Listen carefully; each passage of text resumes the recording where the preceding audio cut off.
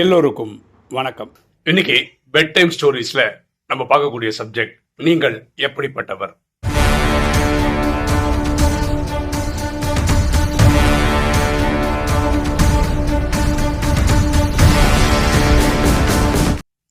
டைரக்டா கதைக்குள்ள போயிடலாமா? ஒரு ஊர்ல ஒரு 10 பேர் இறைவனை வணங்குறாங்க. அவங்களுக்கு ஒவ்வொருத்தருக்கும் ஒரு லட்சியம், இது கிடைக்கணும் அப்படின்றதுக்காக தபஸ் இருக்காங்க. இறைவனுக்கு இந்த 10 பேர் பண்ற அந்த முயற்சிக்கு மேல திருப்தி. அதனால அவங்க முன்னாடி தோன்றாரு. உங்களுக்கு என்ன வரம் கேட்குறாரு, வேணும்னு கேட்குறாரு. ஒவ்வொருத்தர் அவங்க அபிலாஷையும் சொல்றாங்க. ஒருத்தர் சொல்றாரு எனக்கு பைசா வேணும், ஒருத்தர் சொல்றாரு எனக்கு புகழ் வேணுங்க, எனக்கு ஒருத்தர் வீடு வேணும் அப்படின்னு ஒவ்வொருத்தர் அவங்க மனசுல இருக்கிற ஒவ்வொரு ஆசையும் கேட்குறாங்க. இறைவனும் ததாசு தந்தாச்சு அப்படின்னு சொல்றாரு. இதுல மட்டும் ஒரே ஒரு விதிவிலக்கு என்னன்னா, 10வது ஆள் கொஞ்சம் வித்தியாசமா கேட்கிறாரு. அவர் மட்டும் என்ன கேட்கிறாருன்னா, என்னைக்குமே மன நிம்மதியோட நான் வாழணும் அப்படின்னு கேட்கிறாரு. உடனே இறைவன் மட்டும் அவருக்கு மட்டும் என்ன சொல்றாருன்னா, நான் பாக்கி எல்லாருக்கும் ஆன் தி ஸ்பாட் நான் கொடுத்துட்டேன், உங்ககிட்ட நான் 1 to 1 பேசணும், இப்ப எனக்கு ஒரு சின்ன வேலை இருக்கு, நான் போயிட்டு வரேன் அப்படின்னு அவர் கிளம்பிட்டார். இந்த 9 பேருக்குமே அவங்க கேட்டது கழிச்சிச்சு. ரியலா ரொம்ப சந்தோஷம் இருக்கணும். அவங்க கிளம்பி வீட்டுக்கு போகணும். யாரும் வீட்டுக்கும் போகல. ஏன் தெரியுமா? இந்த 10வது ஒரு நபர் ஒன்று கேட்டிருக்காரு பார்த்தீங்களா, மன நிம்மதி வேணும்னு கேட்டிருக்காரு இல்லையா. இறைவன் என்ன உடனே தந்துட்டேன்னு சொல்லிட்டு போயிருந்தானே எல்லாரும் வீட்டுக்கு போயிருப்பாங்க. என்ன பேச போறாரு, பேசுறதுக்கு என்ன இருக்கு, அதை கேட்டுட்டு போகணும்னு சொல்லிட்டு பாக்கி இருக்க 9 பேரும் அங்கேயே நின்றுட்டாங்க. இறைவன் வர்றதுக்காக காத்துட்டு இருக்காங்க. இந்த 10வது நம்பர் கேட்டார்ல இறைவன் கிட்ட, அவர் இறைவன் போயிட்டு கொஞ்ச நேரத்துக்கு அப்புறம் ரொம்ப சந்தோஷத்துல இருக்காரு. இறைவனை பார்த்துட்டேன்ற ஒரு சந்தோஷம், இறைவன் நம்மளை பார்க்க திரும்ப ஒரு வாட்டி வருவார்ன்ற சந்தோஷத்துல இருக்காங்க. ஆனா இந்த 9 பேருக்கு தனக்கு எல்லாம் கிடைச்சிருந்தோம், அவங்கவுங்க கேட்டது கிடைச்சிருந்தோம், இவன் மட்டும் என்ன கேட்டிருக்கான், இவனுக்கு என்ன சொல்ல போறாரு அப்படின்றதுல என்ன சொல்றது, ஒரு ஆதங்கத்தோட பார்த்துட்டு இருக்கான். இப்போ இந்த கதையில இருந்து நம்ம புரிஞ்சுக்க வேண்டியது என்னன்னா, நம்ம எப்படிப்பட்டவர்.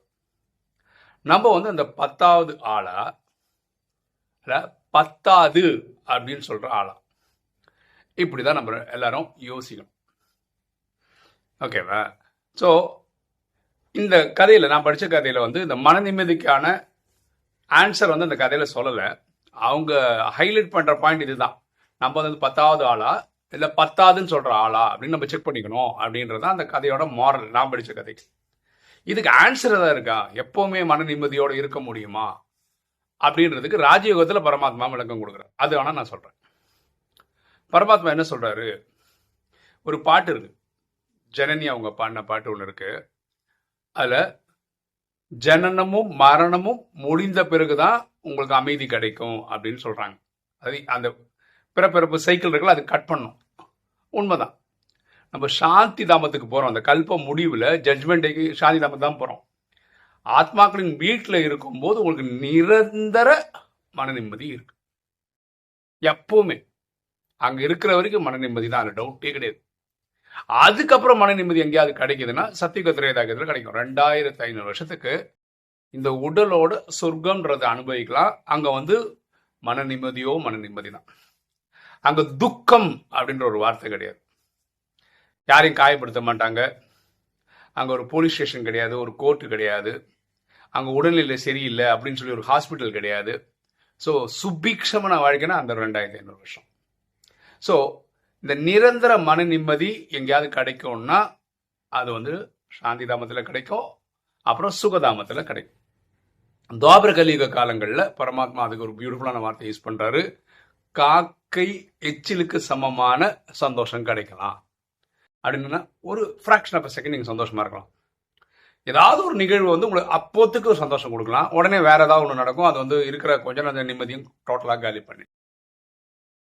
இந்த நேரத்துல நீங்க சந்தோஷமா இருக்கணும்னா நீங்க பண்ண வேண்டிய வேலை என்ன அப்படின்னு பாத்தீங்கன்னா, எண்ணம் சொல் செயல் மூலமா நீங்க யாரையும் காயப்படுத்தக்கூடாது. இது ஒரு பயங்கர தாரக மந்திரமா நீங்க வச்சுக்கிட்டீங்கன்னா உங்களை காயப்படுத்துறதுக்கு யாரும் வரமாட்டாங்க.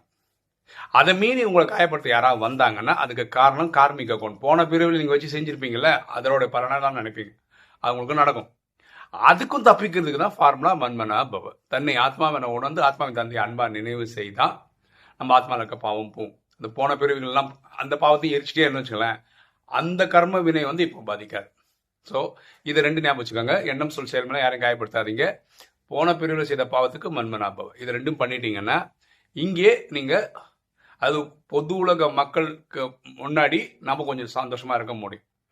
அதே மாதிரி இங்கே எப்படி வாழணும் அப்படின்னு பார்த்தீங்கன்னா, அது கலியுக காலத்தில் உச்சகட்டத்தில் நம்ம எப்படி வாழணும்னா, நீங்கள் ஸ்ரீராமன் மாதிரி ஒரு ராஜாவாகவே இருந்தால் கூட ஸ்ரீராமன் காட்டில் எவ்வளோ எளிமையாக இருந்தாரோ அந்த மாதிரி எளிமையாக இருந்தால் நல்லா வாழணும்.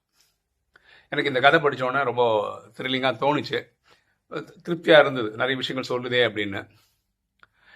அதனால இதை உங்ககிட்ட நான் போஸ்ட் பண்ணுறேன். இப்போ நீங்கள் வீடியோ பார்க்குற நீங்கள் கமெண்ட் செக்ஷனில் போட வேண்டியது வந்து, நீங்கள் அந்த 10வது நபரா இல்லை 10வது அப்படின்னு சொல்கிற நபரா அப்படின்றத கமெண்ட் செக்ஷனில் போட்டிங்கன்னா நம்ம எல்லாரும் தெரிஞ்சுக்கலாம். ஓகே, இன்னைக்கு வீடியோ உங்களுக்கு பிடிச்சிருன்னு நினைக்கிறேன். பிடிச்சவங்க லைக் பண்ணுங்கள், சப்ஸ்கிரைப் பண்ணுங்கள், ஃப்ரெண்ட்ஸ் சொல்லுங்கள், ஷேர் பண்ணுங்கள், கமெண்ட்ஸ் போடுங்க. தேங்க்யூ.